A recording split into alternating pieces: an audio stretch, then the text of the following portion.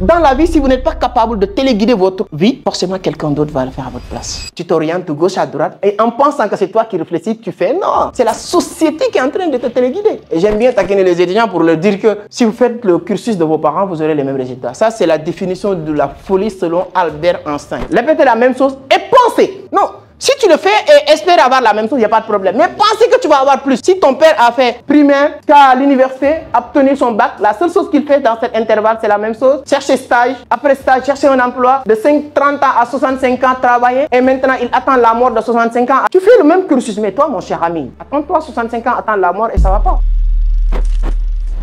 90% des gens qui ont changé le monde, sur quoi ils sont en train d'évoluer, ça n'a absolument rien à voir avec ce qu'ils ont appris. C'est l'ouverture d'esprit. Elon Musk a appris à lancer les fichiers avec les ordinateurs. Est-ce que c'était son domaine? Non. Donc chacun d'entre nous peut réussir, chacun d'entre nous peut faire des miracles, chacun d'entre nous peut mettre dans sa tête que nous sommes créés par l'image de Dieu. Et pour faire la preuve de cette image de Dieu qui est en nous, la seule chose qu'il faut faire, c'est de faire la preuve de créativité. Ce monde appartient à deux catégories de personnes, les producteurs et les créateurs. Premier principe du succès selon Napoléon Hill, c'est de savoir exactement ce que vous voulez. Si c'est l'argent, le montant exact que tu veux gagner. Si c'est une personne que tu veux devenir, connaître la personne exacte que tu veux devenir.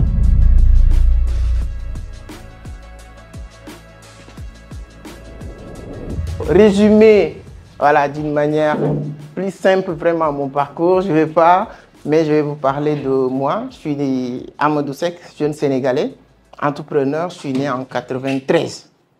Donc, si je vous dis des étudiants, les génies, c'est parce que moi, je n'ai pas eu la chance d'entendre le mot élève. Moi, je ne suis même pas allé faire CI ou CP, je pense que c'est les plus petites classes. Chez nous, à Abidjan, on dit CP1. Donc, je suis devenu moitié ivoirien depuis quelques années. Donc, je n'ai pas eu la chance de fréquenter les écoles. Ce n'est pas parce que j'étais têtu, c'est pourquoi je n'ai pas allé à l'école, mais bon. Je suis grandi dans un environnement où il n'y avait pas d'école.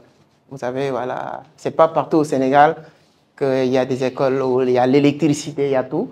Donc, c'est pourquoi on a nous tous, tout à notre disposition pour faire des miracles. Alors, c'est dans ces conditions, en 2000, après 93, mes parents sont allés, je peux dire, émigrer en Gambie. C'est pas loin, mais bon, j'étais parti là-bas. Et à l'âge d'aller à l'école, ils sont divorcés, c'est leur problème, c'est pas le mien. Donc, c'est eux qui s'est retrouvés. Donc, je t'ai pas demandé de venir sur X, Y famille. Ils sont divorcés. Et quand ils sont divorcés, moi, le problème, c'était qui va garder le petit et tout. Donc, ils ne sont pas trouvés un consensus. L'objectif, c'est de m'envoyer chez ma grand-mère, dans une village de plus de 100 et quelques kilomètres de Kaolack. Cette grande dame que je remercie tout le temps, donc, elle voulait quand même m'envoyer à l'école, mais il n'y avait pas l'école. Il y avait une dara coranique là-bas, il m'a envoyé dans cette dara coranique. J'ai étudié le Coran jusqu'à 14 ans, je n'ai pas vu mon père ni ma mère. Je suis très strict, smart dans le business. Les gens me disent que tu n'as pas de sentiments dans le business. Certains amis qui me connaissent, qui me disent oh, peut-être c'est un mec qui n'a pas cet amour paternel ou maternel. Je n'ai pas connu toutes ces conneries.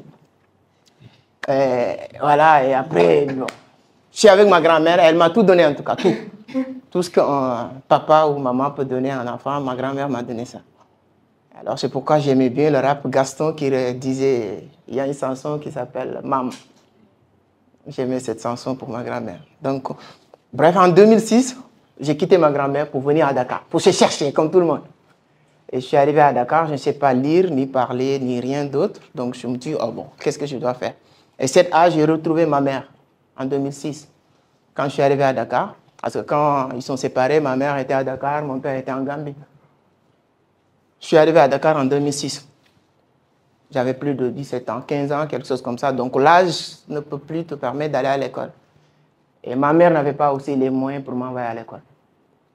Donc la seule chose qui me restait à faire, c'est de faire les business qui étaient à ma disposition. À l'époque, ma mère vendait des bananes, des fruits à Casbah, pour ceux qui connaissent Casbah. C'est là-bas que ma mère vendait des fruits. Je ne te dis pas quelque chose qui date des siècles, il n'y a même pas 10 ans, c'est 2006, 2007.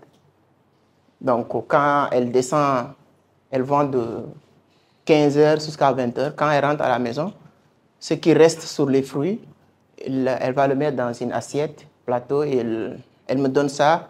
Le matin, moi, je fais le tour du quartier pour le vendre. en attendant qu'elle repart à Dakar pour acheter des nouvelles trucs pour le soir.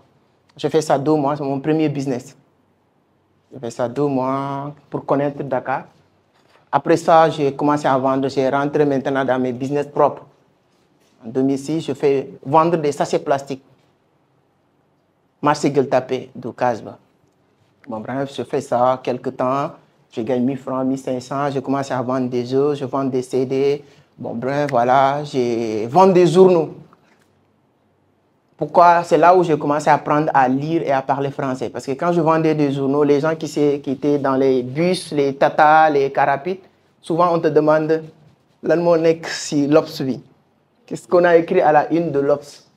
Parce que le gars qui est au niveau du bus, il ne sait pas. Donc tu es obligé d'apprendre à dire la personne, c'est Fatou qui est sur l'Obs, c'est telle personne qu'on a violée qui est sur l'Obs pour les faits divers, etc. Donc c'est comme ça que je commence à apprendre à lire. Et j'ai eu l'amour de la lecture en ce moment. Jusqu'à aujourd'hui, je ne peux jamais, voilà, je ne passe jamais une journée sans lire minimum 50 pages. C'est mon objectif. Tous les jours, je lis 50 pages. Aujourd'hui, je lis une centaine de livres. Notre credo à Vision d'Afrique, c'est la lecture. Bon, après, comme ça, en 2008, j'ai rencontré une dame à l'université Saint-Anta Diop qui m'a recruté dans son multiservice et commencé à travailler. Pour ceux qui connaissent l'université, c'est Anta Diop, j'ai travaillé là-bas pendant 2-3 ans. 2009 jusqu'à 2011. J'ai quitté l'université, je suis parti au HLM pour travailler là-bas pour toujours la dame. J'ai travaillé pour la dame pendant 5 ans. Elle est toujours là. Donc en 2015, bref, je lui ai dit que madame, j'ai compris plus ou moins. Voilà, tout ce qui tourne autour des petits services, les multiservices. Donc, il faut que je me lance. En 2015, fin 2015, octobre 2015, j'ai créé une entreprise dénommée Vision d'Afrique. Avec une idée de l'implanter un peu partout à travers le monde, mais avec rien du tout.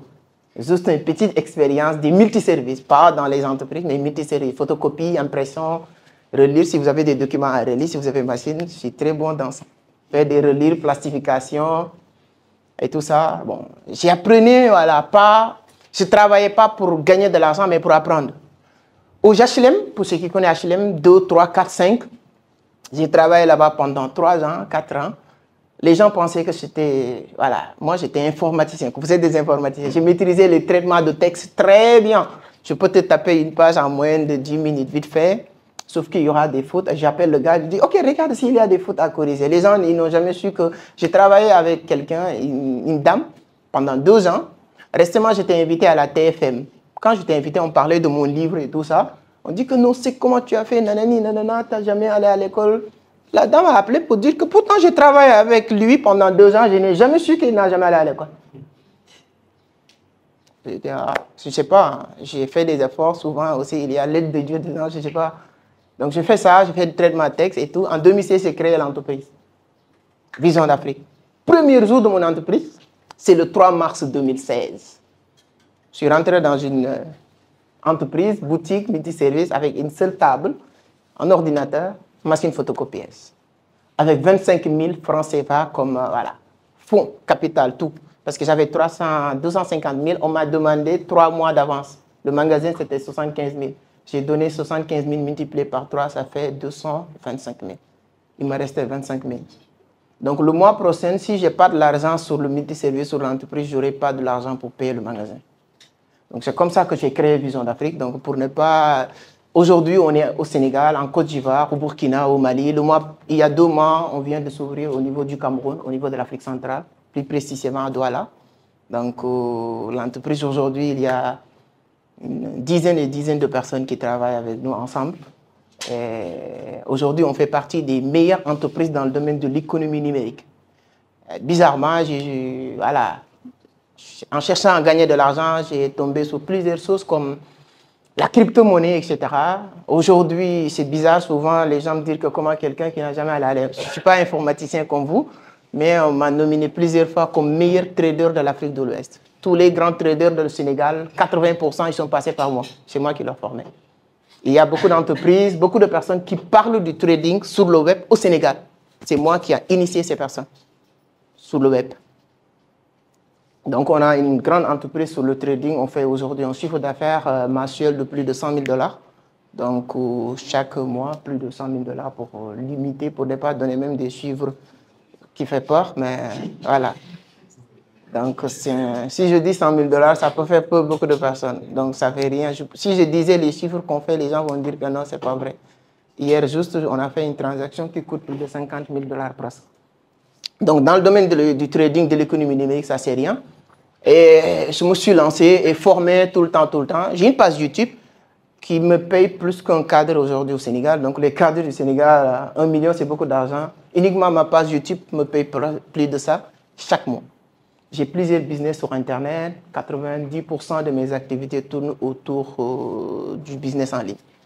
Ces 2 dernières années, beaucoup de personnes m'appellent, viens nous parler de ton histoire, de ton parcours, de ton expérience. Voilà, des conférences. J'ai animé une vingtaine de confs un peu partout à travers le monde, de Dakar à Abu Dhabi, de Dakar à Dubaï, de Dakar à Abidjan.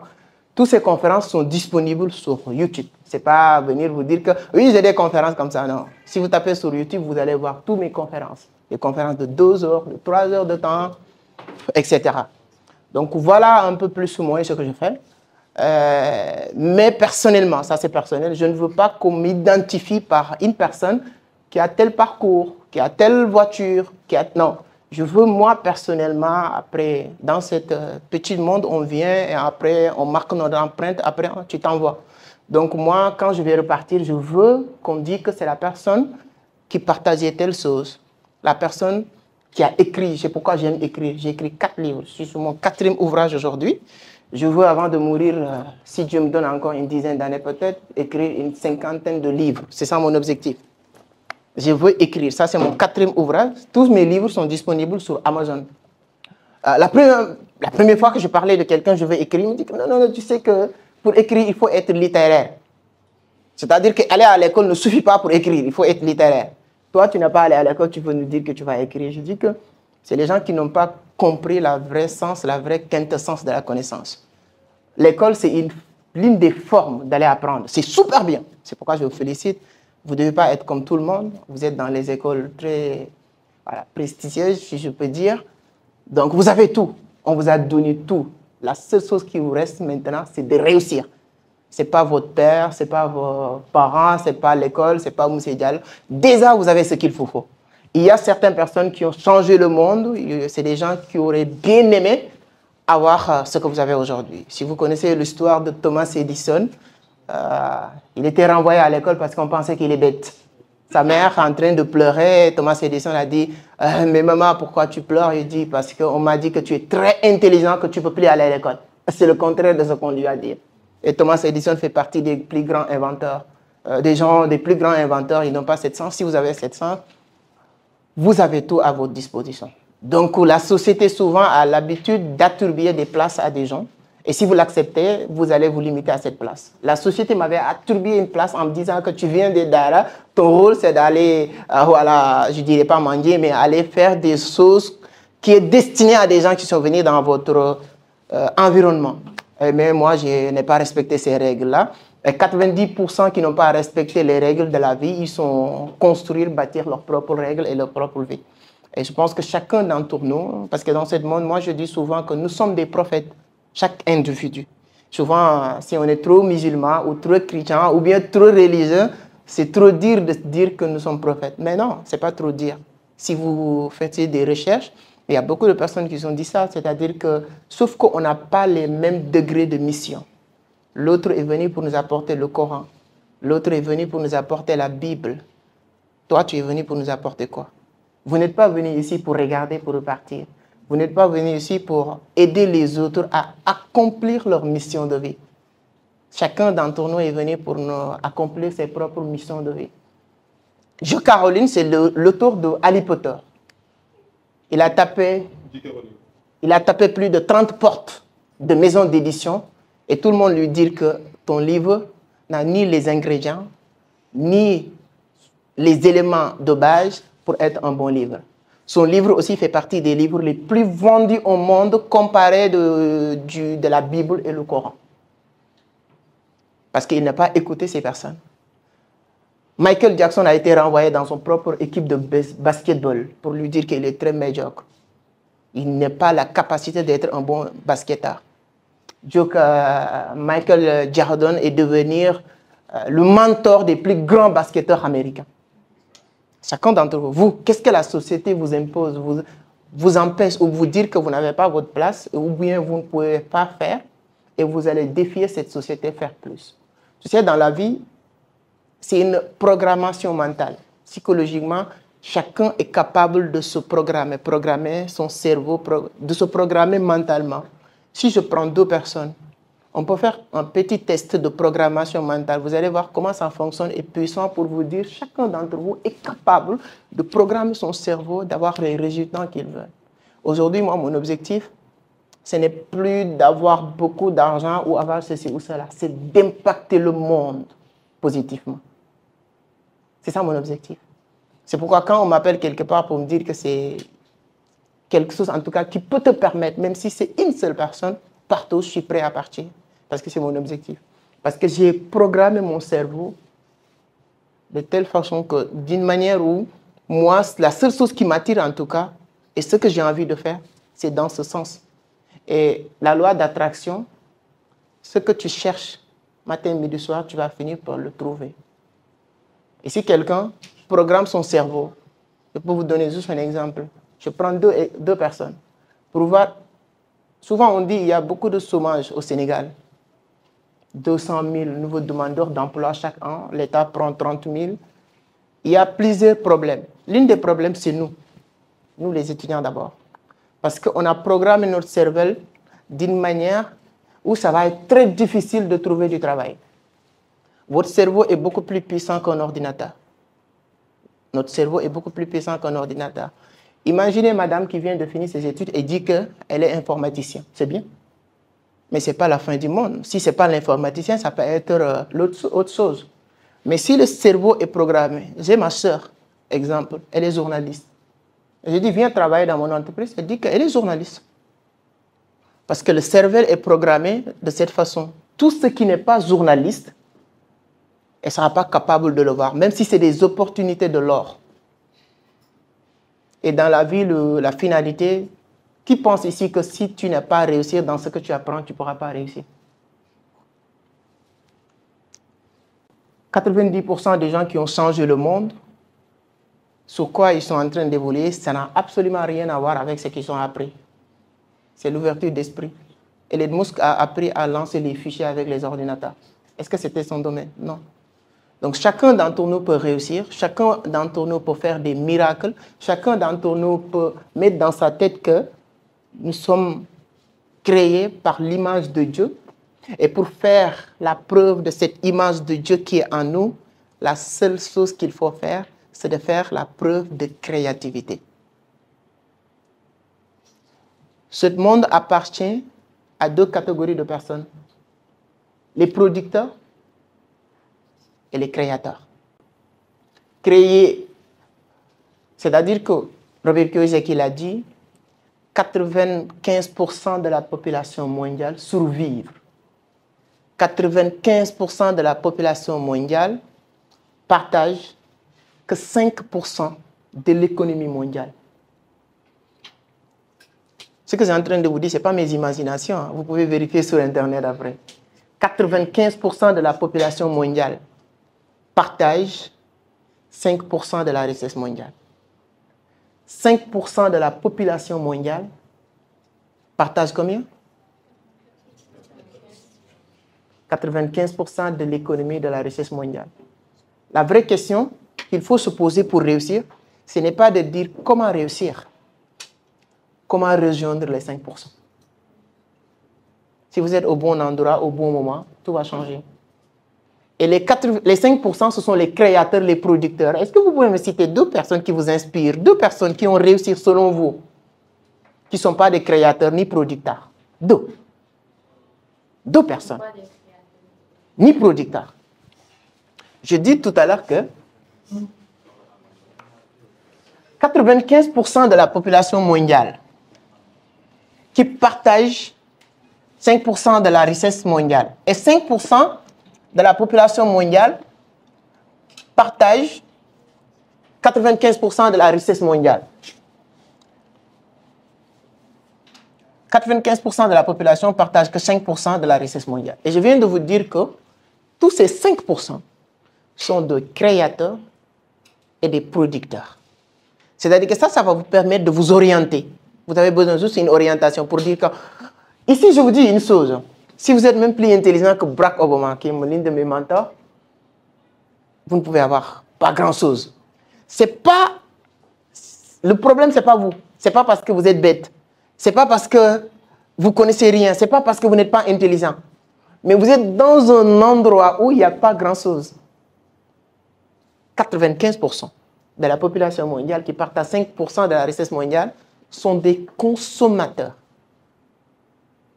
5% de la population mondiale qui partagent 95% de la richesse mondiale sont tous des créateurs et des producteurs. Vous avez des personnes qui vous inspirent dans cette planète? Vous avez des personnes qui vous inspirent dans cette planète? Comme qui? Comme qui? Quoi? Elon Musk? Donald Trump? C'est pas mal. Comme on dit, je le prends comme un beau complément, il n'y a pas de problème. Mais bon, moi aussi, je suis créateur. Hein. Parce que le fait que j'ai compris cette théorie, je vous dis une chose. Souvent, je le dis dans certaines de mes conférences, je ne suis pas intelligent. Loin de là. Mais sauf que j'ai eu la chance de faire partie de ces des 5%. Si même tu es bête, idiot, et tu fais partie des 5%, sur tous les niveaux, tu seras meilleur que les gens intelligents qui sont sur les 95%. Il faut être créateur. J'ai créé ma page YouTube. C'est de créer. J'ai écrit des livres. C'est créer. J'ai créé une entreprise. C'est créer. Parce que j'ai compris que tu ne peux pas atteindre certains objectifs sans créer. C'est Elon Musk, votre mentor. Mais c'est quoi? Souvent en Afrique, on ne connaît pas l'importance de mentoring. C'est quoi être mentor ou modèle? Souvent, sur les deux sens, en Afrique, le mentor ne sait pas c'est quoi son rôle. L'inspirant, celui qui s'inspire de la personne ne sait pas c'est quoi son rôle. Mon cher ami, si Elon Musk est ton mentor, ton objectif, ce n'est pas de acclamer Elon Musk matin, midi, soir. C'est d'inspirer Elon Musk pour faire plus que Elon Musk. Au pire des cas, tu fais comme lui. C'est ça d'inspirer d'une personne. Si toi, tu avais eu l'occasion de voir Elon Musk et lui dire qu'il est ton mentor, c'est la même chose qu'il va te dire. En Afrique, la plupart du temps, certaines personnes qu'on prend mentor pensent que l'inspirant doit être derrière toujours pour m'acclamer. Le jour où tu commences à faire plus que lui-même, il y a cette jalousie, etc. Parce qu'il n'a rien compris. Toutes les personnes qui sont autour de moi, mon seul et unique objectif, c'est que ces personnes fassent plus que moi. À chaque fois que j'ai la possibilité de pousser la personne pour qu'il fasse comme moi ou plus, je le fais sans réfléchir. Si vous aidez, la loi du donner est, quand tu aides, à chaque fois que vous aidez une personne à réussir, il y a 100 personnes qui vont t'aider à réussir. Ça, c'est souvent on le dit, c'est de la spiritualité. Ce n'est pas de la religion. Si tu es trop spirituel, tu crois à les lois divines. Tu ne crois pas... C'est trop dire, on est en Afrique. Mais quand je donne, forcément je vais recevoir.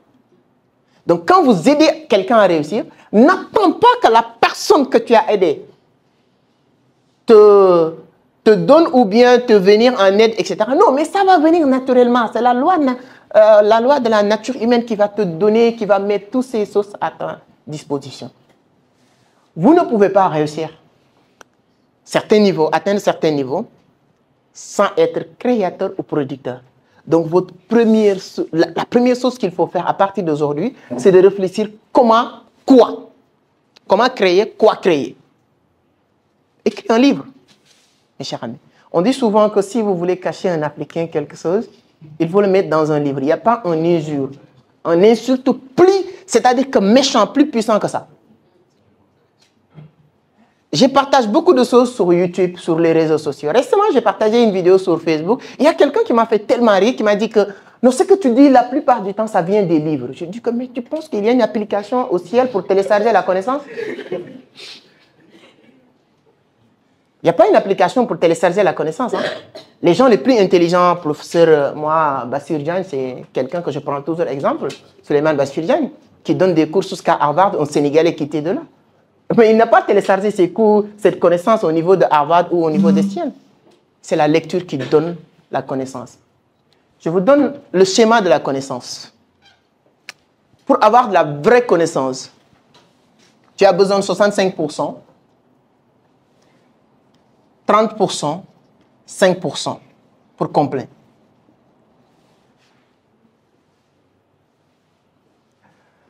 « 65% de la connaissance livrée se trouve dans les livres. »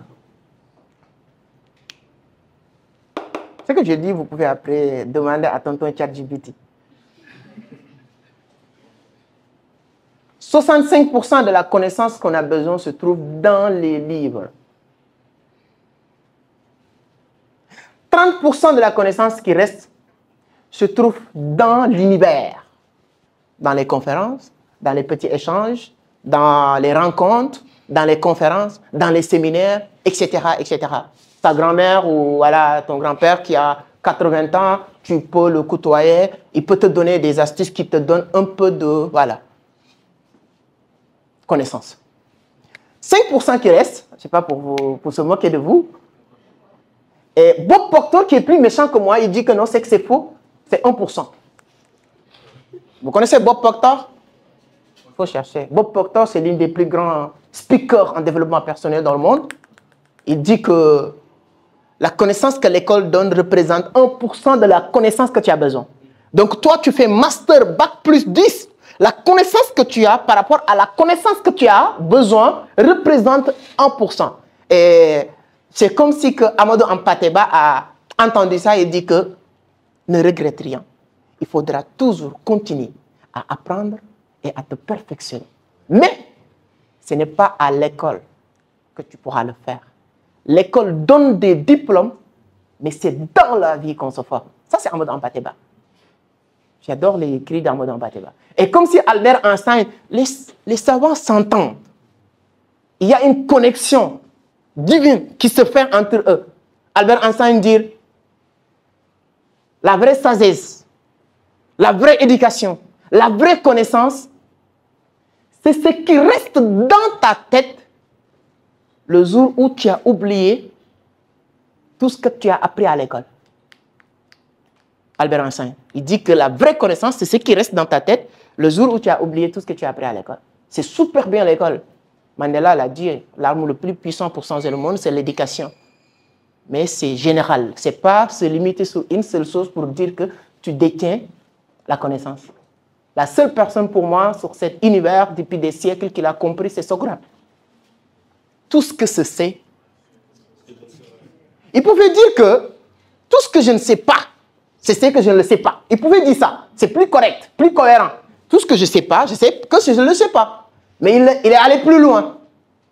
Tout ce que je sais, c'est pourquoi en philosophie, moi j'aime bien la philosophie cartésienne.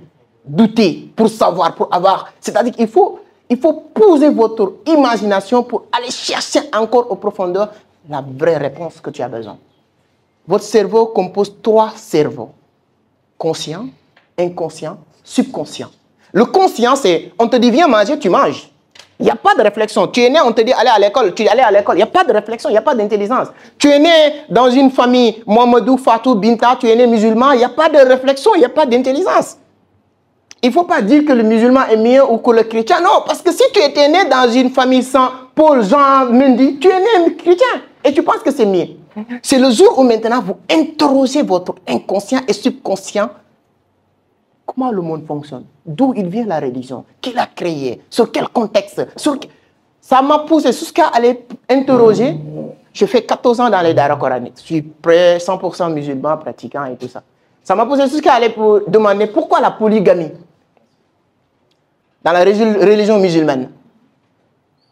90%, parce qu'il ne faut jamais avoir la certitude. 90% des réponses, c'est que la polygamie n'est ni religion, ni anti-religion. C'était une stratégie. Parce que lorsque la religion musulmane est arrivée dans cette planète, il était la dernière révélation, donc ils n'étaient pas nombreux. Ils sont dit maintenant, ils sont autorisés à la polygamie pour la multiplication rapide pour dominer le monde. Jacques Attali l'a écrit, je ne sais pas ce que vous connaissez Jacques Attali. Depuis Jacques Chirac jusqu'à aujourd'hui, chaque président français, il ne fait pas campagne, il ne fait pas politique. On lui impose un bureau au niveau de Champs-Élysées pour sa connaissance. Il a écrit un livre qui s'appelle L'économie de la connaissance. Dans ce livre, il parle de la religion musulmane, il parle des Hutus et des Tutsis du Rwanda, il parle aussi des Bambélés du Cameroun, il parle des Mourides du Sénégal. Dans son livre, quelqu'un qui est loin du Sénégal, qui t'explique les détails que toi qui es dans ces zones-là, tu ne peux pas savoir. C'est de chercher la connaissance. Donc, quand tu comprends tous ces éléments-là, tu deviens libre. Moi, j'aime bien le dire, le pont qui sépare les riches et les pauvres, ce n'est pas la quantité de l'argent des riches, ni le manque d'argent des pauvres, c'est la quantité de connaissances des riches et le manque de connaissances des pauvres. Sur ce, je vais juste vous présenter un livre, parce que moi, tout ce que j'ai dit vient des livres. Je n'invente rien, voilà, je crée rien. Vous ne pouvez pas avoir meilleur accompagnant que les livres. On a demandé à Bassirou Diomaye Faye quels sont les livres qui vous ont vraiment marqué. Il a dit « Comment se faire des amis » de Dale Carnegie. Il a parlé de Dale Carnegie, « Comment se faire des amis ». Il n'y a pas un livre plus puissant. Tous les livres sont puissants. Alors, on est dans une école, il y a certaines choses que je ne peux pas vous dire, mais on nous dit souvent qu'un mauvais livre est 10 000 fois meilleur qu'une bonne formation. Une formation, c'est pour comprendre. Ce que je dis, on peut bien raconter n'importe quoi. Vous n'allez pas capter plus de 10-15%. Quand on nous explique dans une formation, c'est pour comprendre. Quand on lit, c'est pour retenir. Le cerveau retient plus ce qu'il lit que ce qu'il entend. Donc, lisez beaucoup. Chacun d'entre vous peut décider à partir d'aujourd'hui de devenir une meilleure version de lui-même. À partir d'aujourd'hui. Juste à travers les livres. Aujourd'hui, avec les réseaux sociaux, malheureusement, le TikTok, quand même on est en classe, on est très, pressé pour sortir, pour se connecter sur TikTok. Mes chers amis, toute personne qui veut réussir doit être prête à faire des sacrifices. On ne peut jamais avoir quelque chose sans rien donner, sans rien laisser, sans rien sacrifier. J'aimais le football plus que, comme tous les jeunes, hein, pratiquement tous les jeunes aiment le football. J'aimais le football. Mon joueur préféré, c'était Ronaldinho. Je me rappelle très bien en 2007, 2008, quand je commençais à vendre mes trucs, gagner de l'argent, j'étais souvent gagné 500 francs, part dans un cybercafé pour dire au gérant, amène-moi Ronaldinho. Donc tout le temps, moi je ne regarde rien d'autre. Je ne savais même pas comment amener. Donc il m'amène Ronaldinho, je regarde Ronaldinho jusqu'à le temps est fini, je rentre. J'ai jamais raté un match de Barcelone. Jamais. J'étais fonce de... Voilà, j'étais catalan, je ne sais pas. Hier, je vois qu'ils ont gagné 4-1. Jamais, non. J'aimais le football. J'aimais le football. Moi, j'étais parti, j'étais prêt à aller avec mes amis loin pour regarder les matchs de Barcelone. Ça, c'est entre 2015, 2016, 2012, 13, 14, 15. Lorsque j'ai lancé mon entreprise Vision d'Afrique, j'ai décidé maintenant, au lieu de concentrer mon temps sur la vie de Ronaldinho, j'ai décidé de le concentrer sur ma vie. C'est depuis lors que j'ai arrêté de regarder du football. Tu me dis, non, j'ai mon ami, mon frère, il dit que non, souvent, non, chacun aussi a ses loisirs, ses plaisirs. Vous créez vos plaisirs. C'est faux quand on vous oblige, on vous impose un plaisir. Moi, je dis que non, je ne peux pas passer tout mon temps à travailler, être là, vouloir regarder les matchs. J'ai arrêté de regarder le football. Depuis cette année 2016-2017, je ne connais plus l'histoire du football. Je ne connais même pas les jours maintenant. Avant, je connaissais tous les jours. C'était à l'époque de PlayStation qui facilitait les choses. Tu connais tous les jours. Je ne connais personne parce que j'ai sacrifié toutes ces choses-là. Parce que je me concentre maintenant sur la lecture. Le temps, c'est l'élément le plus important dans notre vie. Dans ce livre, Napoléon Hill, c'était un jeune journaliste comme vous, qui vient de finir ses études, devenir journaliste, qui écrit bien. Et il y a beaucoup de personnes maintenant qui commencent à le rencontrer. C'est dans cette manière d'écrire. Il n'est pas, souvent les gens disent que c'est un grand formateur. Il n'est pas formateur, il était journaliste. Il a rencontré à l'époque l'une des plus grands milliardaires, Andrew Carnegie. C'est Andrew Carnegie qui a dit à Napoléon Hill, tu es bon, tu écris bien, mais je peux te donner un challenge beaucoup plus important que d'écrire sur des futilités, des choses inutiles. Telle personne est morte, telle personne a tué autre personne, il y a tel accident, hein, il y a les politiciens qui sont fait ceci ou cela. C'est comme ça que ça se passe dans les journaux, quoi. C'est pourquoi ce n'est pas trop intéressant. Toutes les informations utiles vont vous venir directement, gratuitement. Tu n'as pas besoin de regarder la télé ou TikTok pour le savoir. S'il y a une bonne information aujourd'hui, dans ce pays-là, même si vous êtes déconnecté avec votre téléphone, tu sauras qu'il y a telle information. Toutes les informations qui viennent à la télé, à la radio, c'est des informations programmées pour vous. Les gens ne savent pas. Les journalistes savent très bien. Il y a certaines informations qui partent dans les organes. On dit non, ça, on ne veut pas que le Sénégalais sache. Mais si c'est une bonne information, tôt ou tard, tu vas le savoir. Carnegie a dit à Napoléon Hill, moi, je te conseille de lancer un défi ou bien un challenge. C'est-à-dire que de rencontrer, d'interviewer les hommes les plus riches, plus prospères sur tous les niveaux pour nous proposer leur secret. C'est quoi le secret de ces personnes? Parce qu'on voit que tout le monde veut réussir. Qui ne veut pas réussir ici? Est-ce qu'il y a quelqu'un qui ne veut pas réussir? Qui veut réussir maintenant? Pourquoi il y a... Oui, c'est très bien. Il faut oser. C'est-à-dire que... Si on demande qui veut réussir, c'est la manière même de répondre que tu sais les gens qui sont prêts à réussir. Ça, en entrepreneuriat, on nous apprend ça. Je ne dis pas que c'est vrai ou c'est faux, mais on nous apprend ça. C'est-à-dire qu'il y a des gens qui, s'ils viennent ici, pour chercher des assistants, des gens qui travaillent pour eux, etc., etc., il peut parler sur ce qui est parti. C'est la manière de réagir qu'il va savoir qui veut réussir mieux. Et pour le prouver, je t'offre mon livre.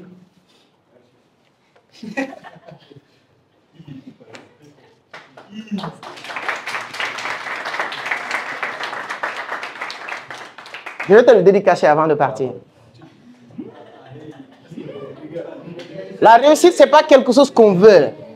On le provoque. On doit être quelqu'un qui est soif de réussir. Quand on voit des personnes qui partent, qui marchent, qui font des choses ensemble, automatiquement, on peut prédire. On n'est pas des magiciens, mais on peut prédire leur avenir selon leur attitude, leur comportement. Excuse-moi de t'interrompre. Est-ce qu'ils savent pourquoi tu as offert le livre? Pourquoi tu lui as offert le livre à lui et pas aux autres? Est-ce qu'ils savent? Vous savez pourquoi? Il a levé la main. Hein? Non, il n'a pas levé la main comme tout le monde. Il a levé, il a fait comme ça. Qui veut réussir, il fait comme ça. Donc, c'est ça. Et Carnegie a demandé à Napoléon Hill de faire ce travail. Et maintenant, il a dit à Andrew Carnegie, qu'est-ce que je vais gagner? Il lui dit que plus de connaissances, plus d'argent. Tu n'as pas besoin de travailler dur pour gagner de l'argent. Plus de connaissances, plus d'argent. Et le mec aussi, un jeune, il a compris, il a écouté, il décide d'arrêter son travail, son métier de journaliste, et il se consacre vraiment maintenant sur étudier le secret des gens qui ont réussi. Henry Ford, hein, Thalès à l'époque, des présidents américains. Vous savez que ça lui a pris combien de temps pour écrire ce livre? 20 ans. 20 ans de recherche. 20 ans d'interview. Interviewé plus de 500 personnes, les plus grands hommes à son temps. Quand il a fini, il écrit ça avec une seule phrase. Réfléchis et devenir riche. Il a rencontré tous les milliardaires. Il pouvait dire travailler. Mais il dit réfléchis. Réfléchir, ça peut t'envoyer sur beaucoup de choses. La connaissance, l'intelligence. Quelqu'un qui n'est pas de la connaissance, il ne peut pas réfléchir. Mais il dit réfléchir pour devenir riche. Et sous ce livre, il y a 4 ou 5 principes qui sont simples à expliquer, que je vais vous partager. Et vous conseiller de lire le livre. On dit à chaque fois que vous traduisez, vous trahissez. Quand tu traduis quelque chose, tu trahis certaines choses. Je n'ai pas l'intention de vous dire que je vous résume un livre de 500 pages sur 6 parties, mais au moins pour vous faire aimer le livre et allez vous-même faire vos propres investigations. Ça change beaucoup de choses. Première chose que Elon Musk, j'aime bien Elon Musk à cause de toi maintenant, Napoléon il a dit, c'est que, qu'est-ce que vous voulez? Si on vous demande aujourd'hui, qu'est-ce que vous voulez? C'est des questions simples, mais complexes, difficiles. Qu'est-ce que tu veux gagner?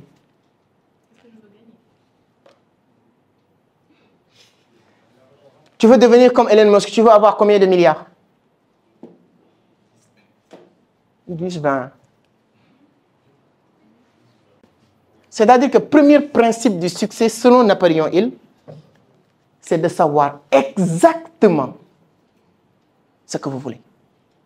Si c'est l'argent, le montant exact que tu veux gagner. Si c'est une personne que tu veux devenir, connaître la personne exacte que tu veux devenir. Peu importe ce que tu veux, tu dois savoir, à partir d'aujourd'hui, quand tu rentres à la maison, tu ne dois pas dormir sans savoir, moi, d'ici telle année ou telle date, voici la version que je veux devenir. Tu veux gagner de l'argent, tu veux savoir le montant exact que tu vas gagner. Ce que je suis en train de vous dire, vous pouvez être d'accord ou ne pas être d'accord, mais je ne vous raconte pas mes pensées personnelles.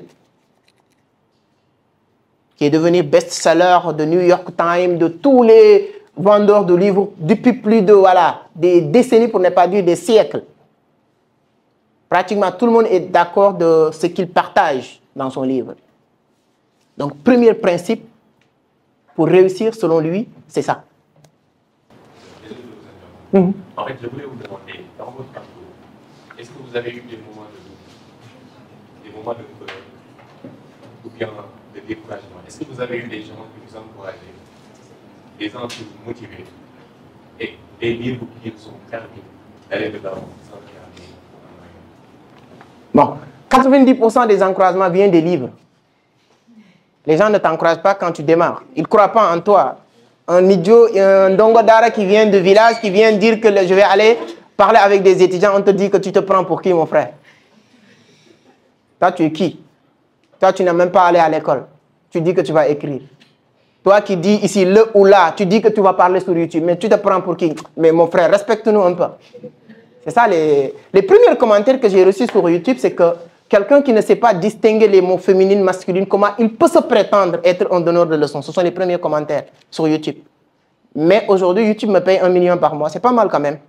Si j'ai écouté la personne est découragée. Alors, avec les livres, j'ai compris une chose. Avec l'autoroute du millionnaire de MJ DeMarco. Ce que les gens disent, ce que les gens pensent de toi n'a aucune espèce d'importance. Ce que vous pensez de moi, que ce soit bien ou mal, il ne va jamais m'impacter. Si vous dites que non, tu vas réussir, tu es bien, nanana, et moi je ne crois pas à ça, je ne vais pas réussir. Mais si vous tous, sans exception, vous êtes réunis pour me dire que tu es bête, mon frère, vous avez juste parlé. Quand je sors ici, là, moi j'ai oublié même que vous avez dit ça. Et ce qui compte, ce qui peut impacter quelqu'un, ce n'est pas ce que les gens pensent de toi, c'est ce que toi tu penses de toi-même. Si les gens pensent que tu es mauvais, tu deviens mauvais si tu crois et si tu penses que c'est vrai. Mais si c'est le contraire, je viens de vous dire que le prof de Thomas Edison a appelé sa mère pour lui dire qu'il est bête, il est idiot, il ne peut plus continuer à fréquenter cette classe. On va le renvoyer. Sa mère en train de pleurer et Thomas Edison a demandé « Pourquoi tu pleures ?» Elle dit que c'est parce qu'on a dit que tu es tellement intelligent, tu ne peux plus continuer à apprendre ici. Comme lui, il croit maintenant qu'il est intelligent, et c'est fini.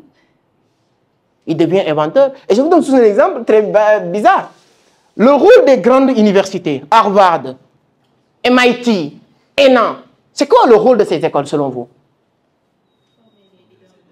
Former les leaders du monde. Erreur monumentale. Oui. Les grandes écoles, le rôle, c'est de faire comprendre à ces gens-là, vous êtes les leaders du monde. Point barre. Je donne, bon, aujourd'hui, on est à l'ère de Diomaye, non? Donc, on va prendre exemple sur eux. Ce n'est pas parce que Ousmane Sonko est passé à ENAM qu'il est intelligent. C'est parce qu'il est intelligent qu'il est passé à ENA.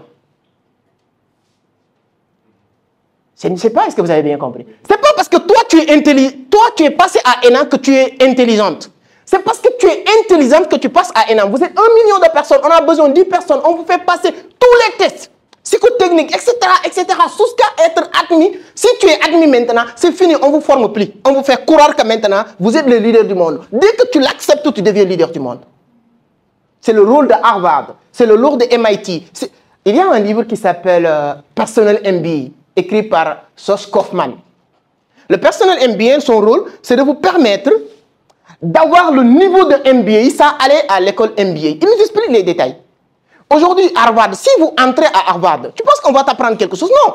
On te dit que oui, John Kennedy a passé par là, Obama est passé par là, non, tu vois, on vous dit Mark Zuckerberg est passé par là, telle personne est passée par là, toi là. Tu ne dois pas faire moins que ces gens-là. Dès que tu mets ça dans sa tête, c'est fini. Le cerveau humain répond selon les questions que tu lui poses. Mon cher ami, si vous pensez comment gagner 150 000 par mois, première réflexion qui va te venir dans votre cerveau, c'est de dire, ok, d'accord, il y a telle entreprise, si vous écrivez un CV, tu déposes, le salaire c'est 150 000. Ton cerveau répond selon les questions que tu poses. La même personne demain, il dit, comment gagner 10 millions par mois? Ton cerveau n'ose jamais te dire, écris un CV pour déposer. Où tu vas déposer? Quelle entreprise qui te paye 10 millions? Donc ça, et c'est la même personne, hein? La seule chose maintenant qui change, c'est les questions que tu poses à toi-même. Et n'importe quelle question que tu te poses, tu auras des réponses. Allez-y à la maison, tu dis, ok, je vais réfléchir. 10 manières, il faut être précis. 10 façons qui sont à ma disposition pour gagner 150 000 par mois. Je te le jure, vous aurez 10 réponses. Ton cerveau va te donner des réponses. Ah, si tu fais ça, peut-être. Ah, si tu fais ça, peut-être. Sur ces 10 réponses, tu vas voir qu'est-ce qui est beaucoup plus adapté à toi. Deuxième chose, maintenant, le lendemain, toi-même, hein, tu viens dire que comment gagner 1 million par mois. Tu auras 10 réponses, mais il ne sera pas les mêmes réponses. Parce que le cerveau sait très bien que les questions d'hier, là, les réponses qu'il te donne ne correspondent pas avec la question que tu viens de poser. Donc, on fait accepter dans les grandes écoles la personne qui est le meilleur. Si vous l'acceptez aujourd'hui, vous sortez, vous dites, mais mon frère, regardez les gens qui sont au niveau de Jeanne d'Arc de Dakar. Essayez d'avoir un frère. Ou bien, si vous avez 2 enfants, tu envoies l'un au niveau de Jeanne d'Arc de Dakar, l'autre, tu l'envoies dans votre école de quartier. Celui qui est au Jeanne d'Arc de Dakar, 2 jours, il vient, il ne va pas assis à la même table. Je suis plus intelligent, non. Parce que dans sa tête, il est dans une école qui regroupe les gens plus intelligents que les autres. Et c'est comme ça que ça va finir. C'est pourquoi les gens, ils ont compris ça. On te parle de Mariamaba, on te parle... J'ai rien contre, je ne dis pas que ce ne sont pas des bonnes écoles. Mais le plus important, ce n'est pas le fait qu'ils sont bonnes écoles, ils ont des résultats. C'est parce que les gens qui sont là-bas, ils sont déjà dans leur tête, ils sont dans les meilleures écoles. Britanniques militaires, c'est ça l'objectif. Donc quand tu comprends ça, mon cher ami, ce que les gens disent est moyen important. Accepter que tu es le meilleur. Tu es meilleur que Diomaye, tu es meilleur qu'Abdoulaye Wade, tu es meilleur que Macky Sall. À partir de demain, tes réflexions vont changer. Maintenant, toi, comment devenir meilleur que Diomaye? C'est juste que ça que tu vas chercher. Non, lui, je suis plus intelligent que lui. Non, qu'est-ce qu'il a fait? Il a fait ENA. Moi, je vais faire ENA. Tu vois, il y a des gens qui réfléchissent comme ça. Mais si tu dis que moi, je suis comme... Non, moi, je pense que je suis meilleur que Ronaldinho. Mon cher ami, chez toi, il y a beaucoup de ballons. Mais c'est comme ça. Ce n'est pas à toi de chercher. C'est ton inconscient, ton subconscient qui va te guider. Dans la vie, si vous n'êtes pas capable de téléguider votre vie, forcément, quelqu'un d'autre va le faire à votre place. Tu t'orientes de gauche à droite et en pensant que c'est toi qui réfléchis, tu fais non. C'est la société qui est en train de te téléguider. Vous venez à l'école tous les jours, pourquoi? Vous êtes né, on vous a envoyé à l'école. Vos parents sont partis à l'école. Et j'aime bien taquiner les étudiants pour leur dire que si vous faites le cursus de vos parents, vous aurez les mêmes résultats. Ça, c'est la définition de la folie selon Albert Einstein. Faire, répéter la même chose et penser. Non, si tu le fais et espères avoir la même chose, il n'y a pas de problème. Mais pensez que tu vas avoir plus. Si ton père a fait primaire jusqu'à l'université, obtenir son bac, la seule chose qu'il fait dans cet intervalle, c'est la même chose. Chercher stage, après stage, chercher un emploi de 30 ans à 65 ans, travailler. Et maintenant, il attend la mort de 65 ans à la mort. Ça va rien, voilà, ça va pas. Toi-même, tu le sais. Tu fais le même cursus, mais toi, mon cher ami, Attends-toi 65 ans, attends la mort et ça ne va pas. Donc, si tu comprends que tout ce qu'on a ou tout ce qu'on va avoir, ça dépend de notre perception ou nous, comment on va voir les choses. Donc, Napoléon Hill nous dit, le premier principe du succès, après avoir 20 ans de recherche, c'est de savoir exactement ce que vous voulez. Ça doit plus être le cas. On vous demande quelque part, c'est quoi vous voulez, qu'est-ce que vous voulez devenir, et vous réfléchissez. Je voudrais vous féliciter pour votre parcours.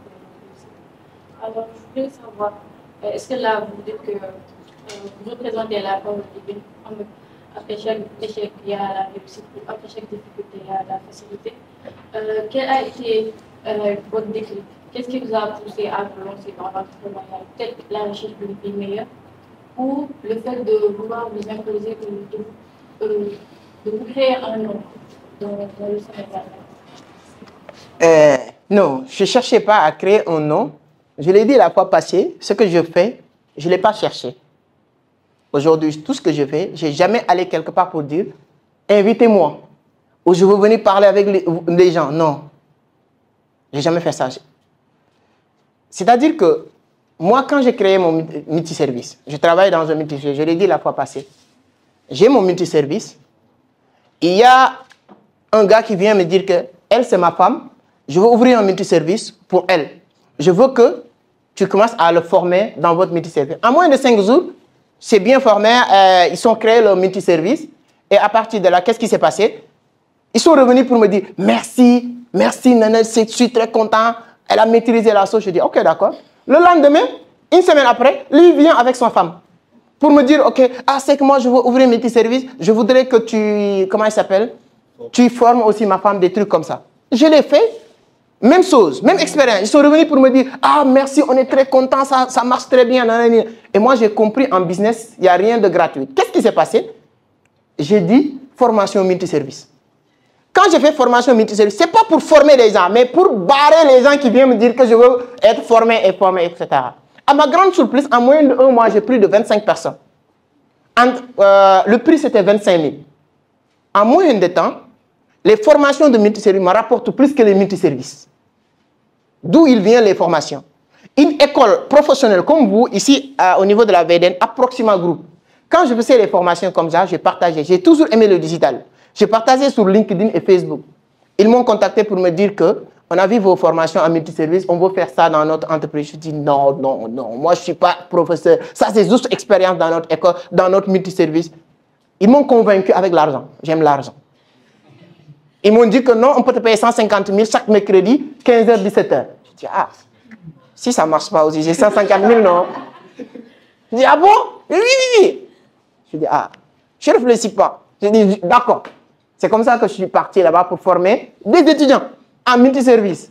Je ne sais même pas par où commencer quand je suis venu la première fois.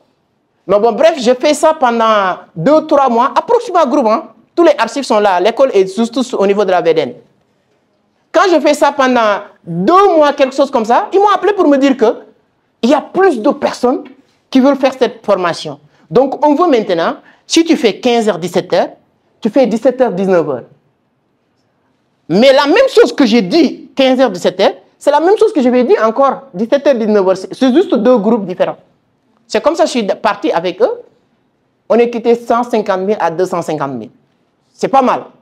Avec les petites formations que j'ai faites dans mon métier. Donc, c'est comme ça que c'est parti. Moi, je n'ai jamais cherché pour aller parler avec les gens. Si vous demandez M. Diallo, je n'ai pas appelé.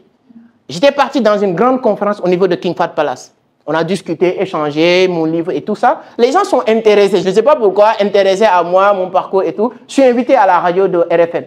Donc, M. Diallo a écouté mon émission au niveau de la radio RFM. Et c'est comme ça qu'il m'a appelé pour me dire de passer. Donc, je n'ai jamais cherché. Ce n'est pas moi qui étais à cette quête de dire que je vais venir parler ou non. Donc, je n'ai jamais fait ça. Donc, ce n'était pas l'objectif. Par contre, comme disait Sun Tzu dans son livre L'art de la guerre, je n'ai pas le choix. Moi, je n'avais pas le choix, moi. Je viens des Dara. Moi, je n'ai pas de diplôme. Vous avez CV pour aller. C'est pourquoi le formatage. Vous dites que, ok, non, moi, je vais déposer mon CV. Tu ne cherches pas autre chose. Moi, mon cher ami, je n'ai pas de CV, moi. Je suis obligé de me battre. Donc, pour s'en sortir, Et deuxième chose, j'ai trouvé ma mère dans une seule pièce avec ma soeur, à Cité Fadia. Ma mère était dans une seule pièce à Cité Fadia. Et moi, je viens rajouter maintenant là-bas 3 personnes, 4 personnes dans une seule pièce. Parce qu'elle n'avait pas les moyens. Et donc moi, je suis obligé de me battre, que vaille pour changer quelque chose.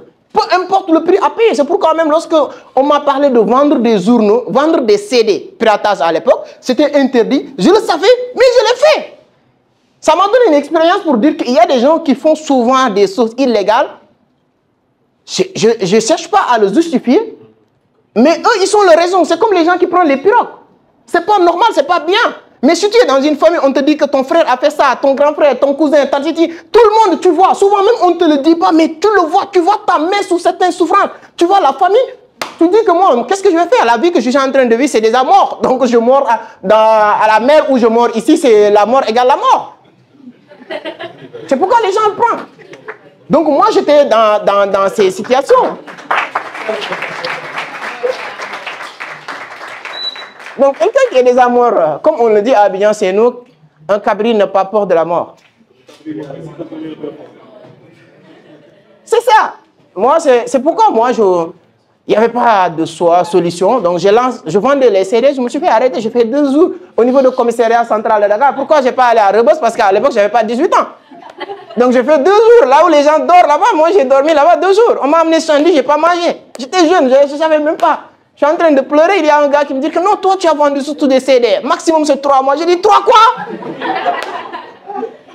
Donc c'est comme ça. Je n'avais pas le choix au fait. Je n'ai pas fait entrepreneuriat. Aujourd'hui, mes frères, je fais des business que mes frères, ils ne vont jamais accepter de le faire.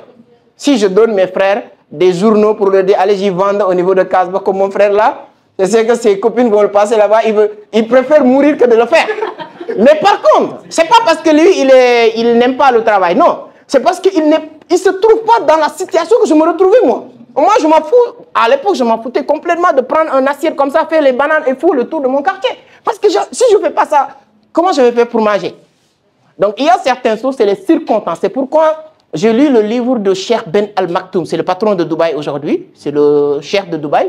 Son livre, son parcours, il dit que les temps difficiles créent des hommes forts. Les hommes forts créent des temps faciles. Les temps faciles créent des hommes faibles. Et les hommes faibles créent encore les temps difficiles. Donc si tu as eu la chance d'être dans ces temps difficiles, tu ne peux pas le savoir. Mais c'est une bénédiction quelque part. Donc moi, ce qui m'a forgé, ce n'était pas parce que je suis bon, parce que j'aime travailler. Non, je n'avais pas le soir. Merci. Bon, vous peut-être minimiser un peu les choses parce que je ne pense pas que c'était aussi juste une question de ne pas avoir le choix, mais c'est comme vous l'avez dit aussi, l'univers il est fait de lois et de règles. Et à un moment donné, tout ce qu'on attire, les fréquences et autres, en fait, vous dégagez, vous attirez ce que vous dégagez. Et donc c'est normal que les choses se mettent en place. Mais donc moi j'aimerais juste réorienter sa question par rapport au rôle de la discipline plutôt. Moi c'est plus par rapport à ça, parce que je pense que dans tout ça, en fait, peut-être que vous avez eu toute la motivation du monde, ou bien que vous ne l'avez pas. Mais je pense que la chose qui peut réellement tenir quelqu'un dans ses ambitions, c'est peut-être la discipline. Et donc moi, j'aimerais juste en fait, vous interroger par rapport à votre discipline en fait. Non, vous avez tout dit. Hein. Ça, c'est résumer la chose. Je fais 50 pages par jour. Toutes les personnes qui sont avec moi, ce sont des lecteurs. Vous leur demandez... Chez nous, il y a ce qu'on appelle parler le même langage. Ce que j'ai en train de vous dire, si c'était dans notre bureau, si vous venez, quand je commence des citations, tout le monde doit être capable de terminer. C'est comme ça chez nous, à Vision d'Afrique. Ce n'est pas parce qu'on aime la lecture qu'on lit. C'est difficile, hein, être concentré. Mais on est discipliné, c'est pourquoi on le fait. Parce qu'on sait que c'est ça qui rapporte quelque chose. Ce n'est pas parce que j'ai abandonné le football, parce que ça me fait plaisir, non. J'aurais bien aimé toujours être là, en train de discuter avec mes amis de, je ne sais pas qui a marqué hier, l'équipe de Barça, s'il y a une seule chose que je connais, c'est Lamine Yamal. Parce que tout le monde le connaît. C'est pourquoi je te dis, les bonnes informations te viennent naturellement. Je ne connais pas quelqu'un d'autre. Lorsque je suis rentré, on m'a dit Barça a gagné. Parce que les gens savent que, même si je suis fan de Barça, on m'a dit Barça a gagné 4-1. Je lui ai dit que qui a marqué Lamine Yamal, on m'a dit non, Lamine Yamal n'a pas marqué. C'est la seule chose que je sais sur le Barça. Donc, mais ce n'est pas parce que ça me fait plaisir, ça, d'abandonner tous ces désirs, tous ces plaisirs d'enfant. Non, c'est parce que je veux me discipliner sur quelque chose. Sans la discipline, tu ne peux rien réaliser au monde. Rien du tout. Donc, c'est l'élément déclencheur, c'est l'élément le plus important, c'est l'élément fondamental. Donc ça, je n'ai rien à dire, je peux te dire que c'est l'élément le plus important. Actuellement, avec les réseaux sociaux, c'est un peu compliqué de s'insérer certaines disciplines. Quel conseil vous donnez aux gens qui ont du mal à élaborer certaines disciplines pour les pas qu'ils veulent mettre en place? La première chose, c'est de savoir ce que vous voulez. Quand tu sais ce que vous voulez, tu dois savoir que des millions de personnes veulent la même chose, déjà. Il y a énormément de concurrents. La seule chose qui va faire la différence, ce n'est pas parce que toi, tu es plus intelligent. Dieu est un arbitre, et juste. Les gens qui ne connaissent pas Dieu, qui disent que Dieu fait ça, Dieu... Non! Le jour où Dieu t'a envoyé ici, il t'a donné une bonne santé, c'est fini. Le reste, c'est toi. Donc, c'est à toi maintenant de te discipliner. Ça, c'est de savoir ce que vous voulez. Moi, aujourd'hui, pratiquement tous les jours, je ne peux pas répondre à toutes les invitations. Pour être honnête, ce n'est pas pour parler de moi, pour se vanter, mais tous les jours, j'ai des... Vous savez, aujourd'hui, avec les chaînes YouTube, tout le monde a chaîne YouTube. Chaque jour, je reçois des invitations. On veut t'inviter ceci, on veut t'inviter à la radio, on veut t'inviter dans une mini-conférence, etc.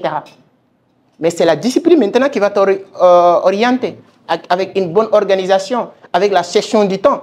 Quelles sont les choses importantes, urgentes? Quelles sont les choses importantes, non urgentes? Quelles sont les choses ni urgentes, ni importantes? Et à partir de là, il y a des choses aussi urgentes, non importantes. On peut m'appeler tout de suite pour me dire que j'ai mon anniversaire, comme les femmes. C'est urgent, c'est aujourd'hui. Mais ce n'est pas trop important. Ainsi de suite, ainsi de suite. Donc, il faut savoir comment gérer le temps. Donc, avec tous ces éléments-là, donc le reste, ça va venir naturellement. Et ça, je voulais vous donner 5 à 6 leçons de Napoléon Hill, mais je vais vous laisser sur la deuxième. Et après, le reste, peut-être, on aura l'occasion. Deuxième point de Napoléon Hill, après avoir dit ce que tu veux exactement, c'est de te poser la question, qu'est-ce que tu es prêt à donner? Ça revient à cette discipline. Qu'est-ce que tu es prêt à donner? Pour avoir quelque chose, il faut donner quelque chose. Qu'est-ce que vous êtes prêt à donner? Et la meilleure manière que vous pouvez donner, c'est de la connaissance. La meilleure manière que vous pouvez donner, c'est de la connaissance. Donc, qu'est-ce que vous êtes prêt à donner? Merci beaucoup. Merci. La connaissance. Ainsi de suite. Donc, toi, ce que tu veux, c'est toi qui sais ce que tu veux. Moi, ce que je veux aujourd'hui, c'est d'impacter. Parce que au début, ce n'était pas l'objectif. Mais après, c'est quelque chose, voilà, avec le temps, on m'invite à Abidjan, on m'invite partout pour me dire, est-ce que je peux venir parler du Sarabia? Non. Quand je veux qu'on m'invite, et je suis obligé. Donc, quand on t'invite, tu dois parler des choses concrètes. Je ne vais pas inventer. Mais il faut que je dise des choses que les gens peuvent vérifier. Et je ne vais pas venir, voilà, parler pour parler. Non. Donc, pour ça, maintenant, c'est ce qu'il me faut.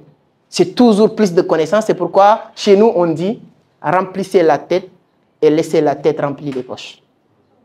Donc, matin, midi, soir, 80% de mon temps aujourd'hui, 80% de mon temps aujourd'hui, 80%, pour ne pas dire 100% de mon temps, je le consacre sur la recherche de la connaissance, pas le travail. J'ai une entreprise au Sénégal, partout que je dois gérer, mais cette entreprise, je le donne presque 10%. 10% pour moi, 80% maintenant pour la recherche de la connaissance. 80% de mon temps. Chaque semaine, je dois suivre une conférence. Aujourd'hui, je suis dans 2 personnes, Jacques Attali et Idriss Aberkam. Je ne sais pas si vous connaissez Idriss Aberkam. C'est lui qui a écrit le livre qui s'appelle « Libérez votre cerveau ». Il faut le lire. Mes chers amis, on ne peut pas vous injecter de la connaissance. Tu ne peux pas le télécharger. Je vous le demande pour l'amour de Dieu et l'amour que j'ai envers vous. Et je vous souhaite de réussir vraiment. Lisez. Franchement, je vous demande de lire beaucoup. Ça ne coûte rien du tout. Moussa Diallo peut avoir l'envie, l'amour de vous voir comme Diomaye. Ce sera une fierté pour lui. Demain de vous voir chez Diomaye, de vous voir Maison Blanche, pour dire qu'ils sont passés par là. Mais ce qu'il peut faire, c'est ce qu'il est en train de faire. Le reste, c'est à vous de le faire. J'aime bien donner un exemple pour terminer. C'est comme quelqu'un qui prépare un bon tchèp. Moussa Diallo vous a donné le riz. Mes chers amis, est-ce que le riz, ça suffit pour faire le tchèp? Et même le sel le plus petit là, si ça manque, on le sent. Vous devez le chercher à travers les livres. Je ne le dis pas pour rien. Hein. 65% se trouvent dans les livres. Les lecteurs sont les leaders. Les leaders sont aussi des lecteurs. Vous ne pouvez pas être leader sans être lecteur. Ce n'est pas possible. Mais vous ne pouvez pas être aussi lecteur sans être leader. Donc le chemin est très simple à comprendre. C'est pas besoin de dire, ok, je vais être leader, je vais être leader. Non, non, non, non, non, non, non, ça ne marche pas comme ça. On dit que les leaders sont les lecteurs. Ok, je commence. Combien de livres? Souvent les livres, nous les livres qu'on lit souvent au bureau, c'est des 500 000 pages, ça fait peur. Non. Quand tu prends le livre pour dire que je dois lire le livre, ça fait peur. Votre objectif, ce n'est plus de dire que je dois lire 20 ou 50 livres. Non. Moi, mon objectif, c'est lire. C'est à vous de lire. Même si c'est 10 pages, n'ayez pas peur. Je vais lire 50 pages par jour. Le livre est 1000 pages ou 1 million de pages, ce n'est pas mon problème. Hein. Moi, c'est les 50 pages qui sont importants pour moi. Tous les jours, tu viens lire 50 pages. Calculez 50 multiplié par 30, multiplié par 12. Vous aurez une vingtaine de livres. Au bout de 1 à 2 ans, je vous le jure, les gens qui ne vont pas faire cet exercice, quand on vous voit, c'est-à-dire que vous n'avez pas besoin de le dire. Vous allez vous métamorphoser. C'est les gens même qui vont dire que, mais comment tu as fait? Mais toi, c'est avec toi qu'on était à l'école? Non, on était au niveau de YSM. Toi, tu ne parlais pas beaucoup. Pourquoi? Mais aujourd'hui, c'est toi que tu as vu. On va même t'inviter à la télé. On t'appelle même pour avoir la confirmation. Est-ce que c'est toi qui es à la télé? Il te voit même, non? Mais il t'appelle pour te demander est-ce que c'est toi? Vous pouvez devenir la personne que vous voulez devenir. Mais vous ne pouvez pas le devenir si vous négligez la lecture. Il y a une coup de sens quand même. Vous pouvez gagner poker si vous voulez. Vous pouvez gagner aussi loterie si vous voulez, ben, pour que ça soit quelque chose de solide. 90% des gens qui ont gagné des lotos aux États-Unis, les statistiques montrent qu'au bout de 5 ans, ils sont tout perdus. C'est des statistiques. 90% des gens qui ont gagné des lotos, en moins de 5 ans, même si c'est $1 million, ils ont tout perdu. Mais les gens qui ont commencé avec ça, la recherche de la connaissance, avec 1 million, avec 100 000, avec 200 000, ils bâtissent des empires. Parce que si vous avez la connaissance, plus de la connaissance, plus d'argent. Remplissez la tête va remplir les poches.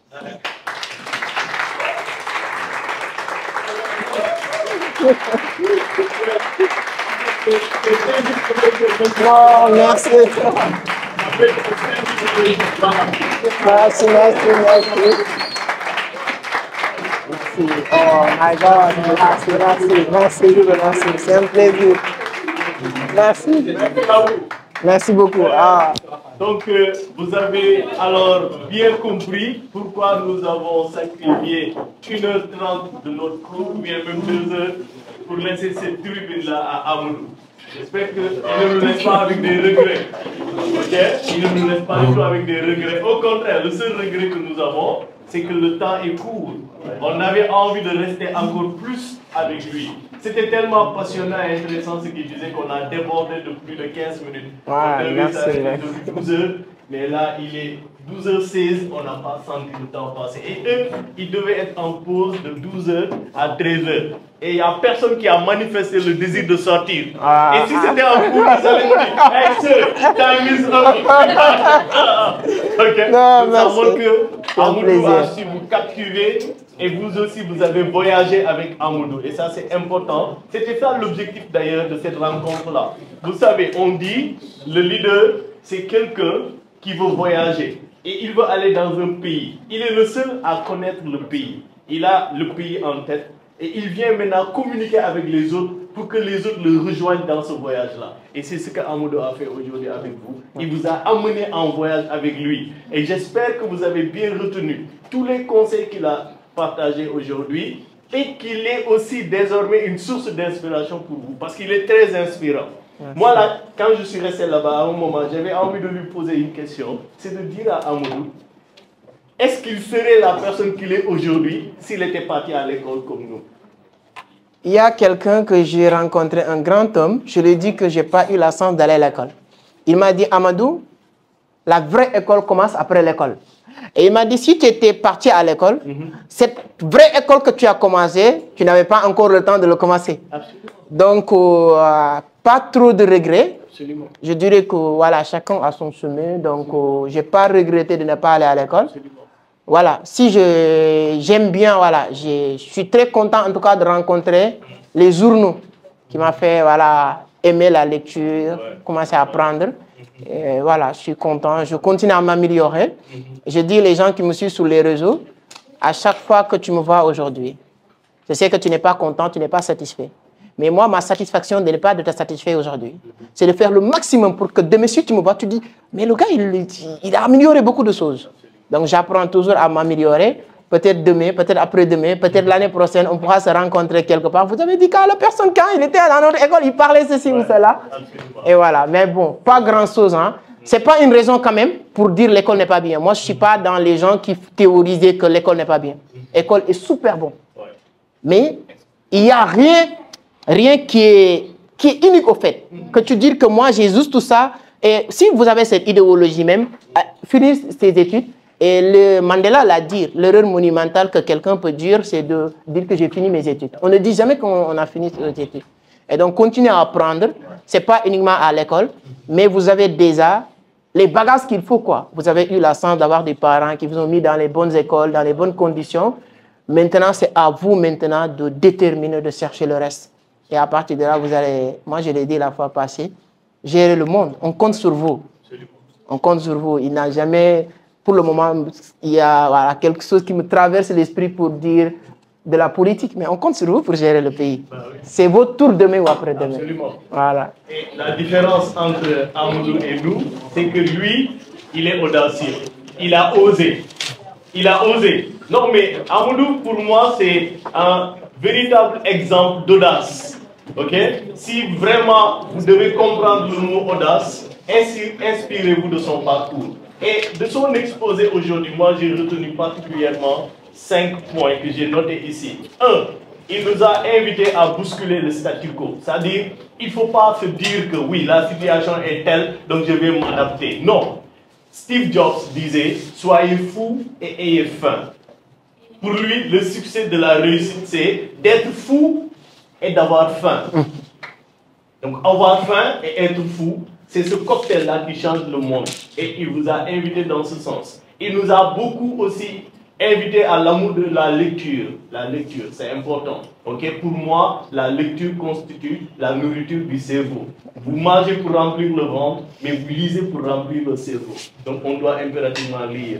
Et il m'a aussi inspiré une citation que j'ai ramassée il n'y a pas longtemps dans une de mes lectures, où le sociologue disait « Tout petit déjà, tout y est ». Ça veut dire quoi? Ça veut dire qu'on vient au monde avec tout le potentiel qu'il faut. Chacun de nous ici présent est un leader. À la seule différence que certains, ils développent très tôt ce potentiel-là, les autres, ils laissent ce potentiel-là dormir en eux. Et il a parlé de quelque chose et ça m'a tout de suite fait penser au livre de Henry Mintzberg, un grand gourou du management qui dit « Managers, not MBAs ». Il dit, lui, il veut avoir dans son entreprise, il préfère travailler avec des managers, pas des MBA. Donc, il remettait en cause l'utilité même de la formation des MBA. Et Amadou en a parlé tout à l'heure. Et on va tout finir maintenant avec une citation aussi de Denzel Washington qui nous dit « If you want to have what I have, do what I did ». Si vous voulez avoir ce que j'ai eu, faites ce que j'ai fait. Et si vous voulez devenir Amadou, faites ce qu'Amadou a fait. Il n'y a pas de secret. Il vous a tout partagé. Merci, merci. Merci beaucoup. Merci beaucoup, M. Diallo. C'est un plaisir. Vraiment, c'est un plaisir.